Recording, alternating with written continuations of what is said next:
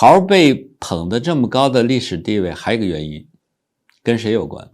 跟一个长相极其丑陋的人有关。那个人叫钟馗。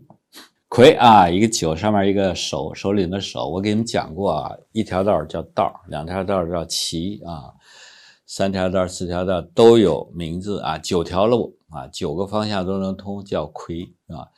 钟馗呢是被历史传说中定义为一个捉鬼打鬼的人，驱鬼的人。根据历史传说，钟馗怎么打鬼？